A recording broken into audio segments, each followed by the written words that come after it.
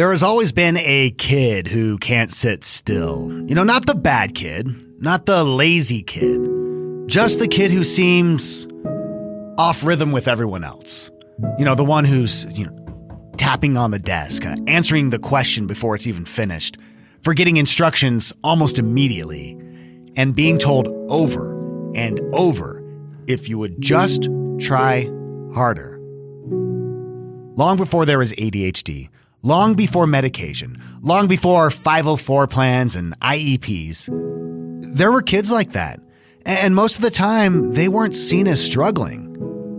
They were seen as failing. This is before it had a name. I'm John. A quick note before we get into it. This podcast is about the history of mental health diagnosis. It's not medical advice. It's not therapy, not a diagnosis. If you're worried about yourself or your child, talk with a qualified professional. I've spent years sitting with families trying to understand behavior that feels confusing, sometimes overwhelming. And the one thing I've learned is this. Diagnoses don't just appear out of thin air. They develop. They evolve. They're shaped by the time they're born into. So before we talk about what ADHD is today, we need to rewind.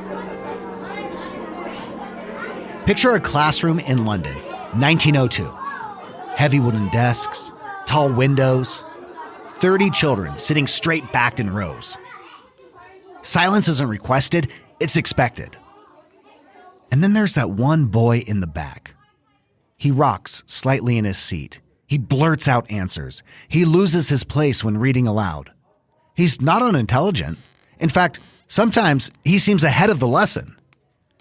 But he can't quite hold himself in place long enough to show it. At the time, there's a phrase for this. Defect of moral control. Not attention problems, not hyperactivity, a moral defect. Which means this isn't about development. It's about character. If you can't control yourself, you lack willpower. Imagine being 10 years old and having your nervous system interpreted as a flaw in who you are. Trying harder doesn't fix it, but no one has another explanation. Yet. Now zoom out of the classroom. The early 20th century isn't just changing schools. It's changing work. Factories are everywhere. Time becomes measured in whistles and shifts. 8 hours, same motion, over and over and over. And for some people, the rhythm fits. For others, it doesn't. Imagine a young factory worker, bright, capable, but restless. He switches tasks too often. He makes small errors. He struggles with repetitive precision. Supervisors, they're calling him unreliable. The assumption is simple. If you can't sustain focus, you lack discipline. The system isn't questioned, but the individual is. What we now recognize as attention variability has no framework yet. There were standards, and if you did not meet those standards, the conclusion was personal. And then comes war.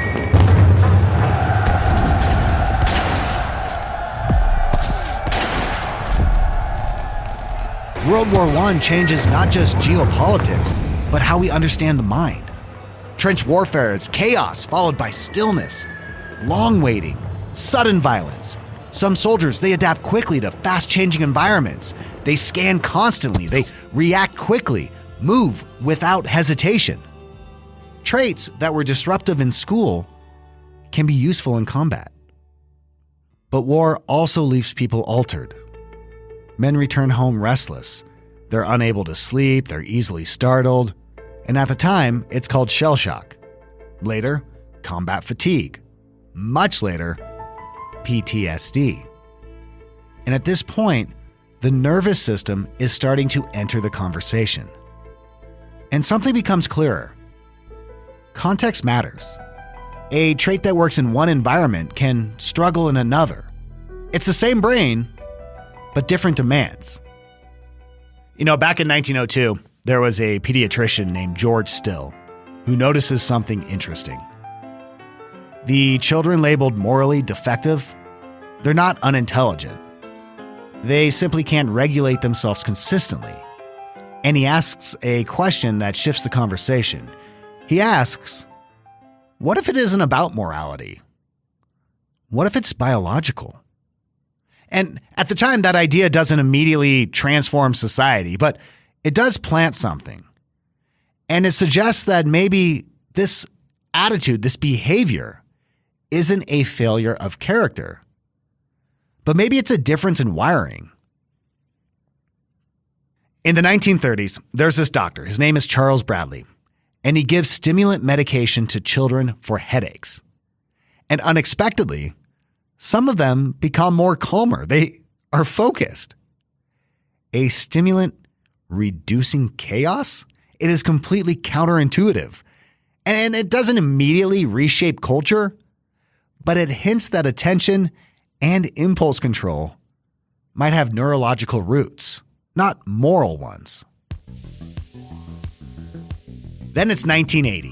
In 1980, the DSM-3 introduces a formal diagnosis: attention deficit disorder, ADD. 7 years later, it becomes attention deficit hyperactivity disorder, ADHD. Now we have a name. And once there's a name, everything is able to shift. Schools can now build policies. Insurance companies, they create billing codes. And parents begin to have language. And with all this, culture starts to react. We start to all talk and all have opinions. Is it overdiagnosed? Are we medicating our childhood? Is this a disorder or just a personality? And this debate just gets louder and louder. But the whole time, the kids don't change. The story around them does. And I still hear versions of that question in my office. Is this ADHD or is this just how he is, how he's responding? Yeah. It's not a clinical question. We're talking an identity question. Here's what makes ADHD complicated. Traits like novelty seeking, quick scanning, high energy. Those traits aren't inherently defective. In unpredictable environments, they can be really useful.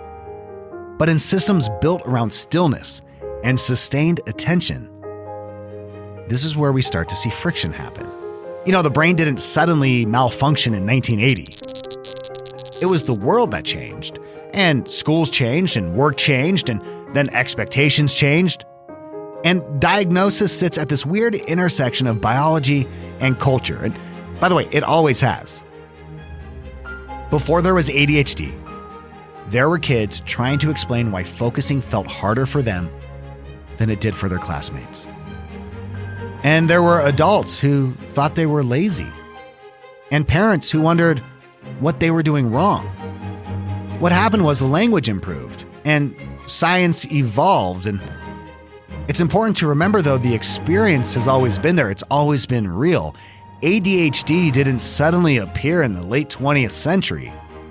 What appeared was a framework, a way of us trying to organize behavior.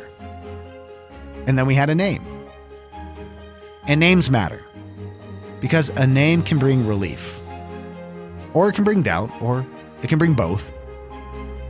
You know, one thing I notice in my work is how often people feel relief when something finally has a name. They so badly want to know, what is wrong with me? What is going on? Like, give me something. And the name doesn't make the struggle disappear, but it stops feeling like a personal failure at this point. Just like ADHD didn't suddenly appear in modern life. What changed was our understanding. And then understanding changes how we respond to our children, to others, and to ourselves. Before it had a name, people were already living this experience. And that's really what this podcast is about. In the weeks ahead, we'll keep exploring how diagnoses came to be, where they helped, where they misunderstood, and how our understanding continues to change. I hope you'll continue listening, and I hope it's interesting as we explore the stories behind the labels we use today. This is Before It Had a Name.